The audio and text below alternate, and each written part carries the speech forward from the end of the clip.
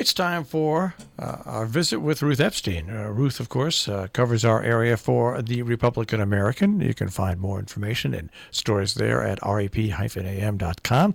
And you can find Ruth here on a Monday morning. Good morning, Ruth. Hello there. How are you? I'm well. How are you guys? I'm recovered from the weekend. He was out.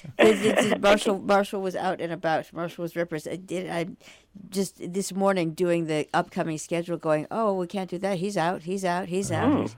Good for you. Good for you. And yes, there was racing just so you much around to do. It was incredible. And we got it all in, huh? Yeah, the Divas, back-to-back sold-out performances. Oh, was it wonderful? I'm sure it was. Unbelievable the amount of people that were there. And, of course, they got the next premiere coming up with Beauty and the Beast by Disney on that's Friday. But then I was at the car show in Canaan in Canaan. What is Canaan? It is Canaan. Yes, Canaan Falls Village. Canaan.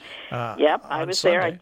there. And mob scene, and unbelievable.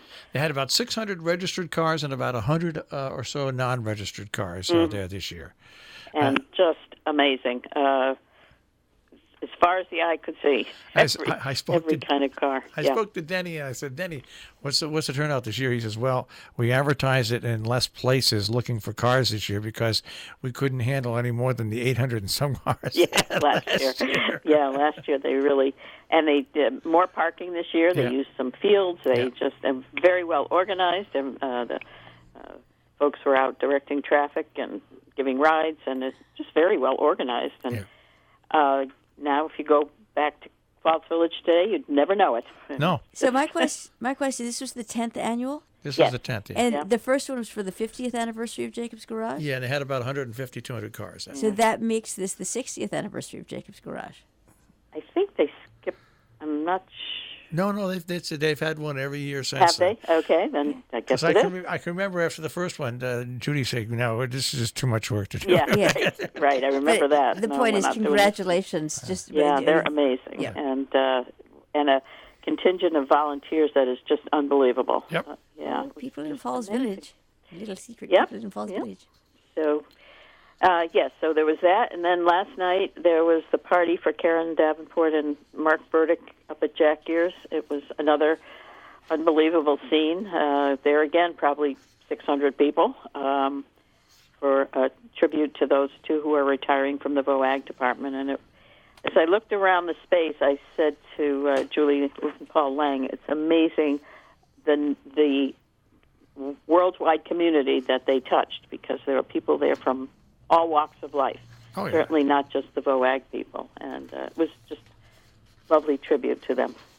Well, the VOAG department, I'm old enough to remember way back in the old days of it. But every teacher, every person that's been associated with that program has been actively involved in the community as a whole. Yeah. And it's no secret there that that's what really makes successful programs. Mm-hmm. Yes, and they brought that out. And Karen's brother-in-law, who taught at Nanawag, said Housatonic is the shining star. He said, looking around, if they tried to put something like this on in Nanawag, it would not work. They would never have what the community outpouring that they have at Housatonic.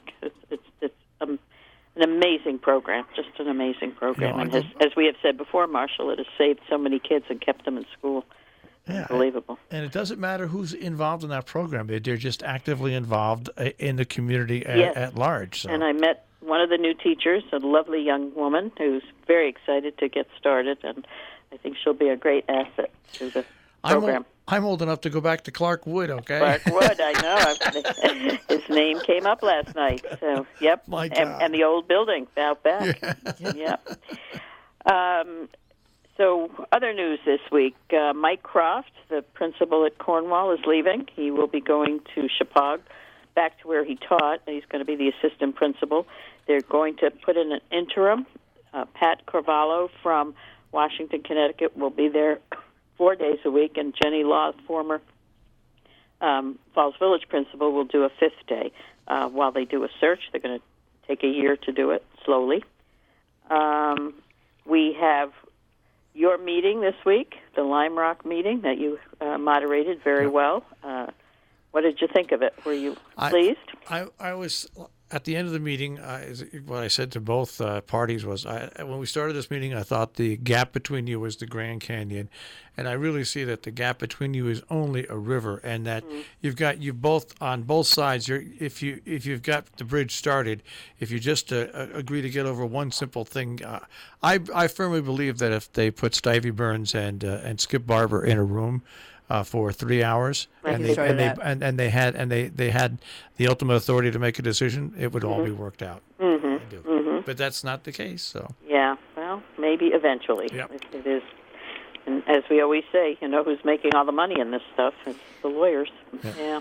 So, we chose the wrong profession, Ruth. Yes. Obviously. That's for sure, Jill. That's for sure. We had a good meeting in Cornwall this week on broadband.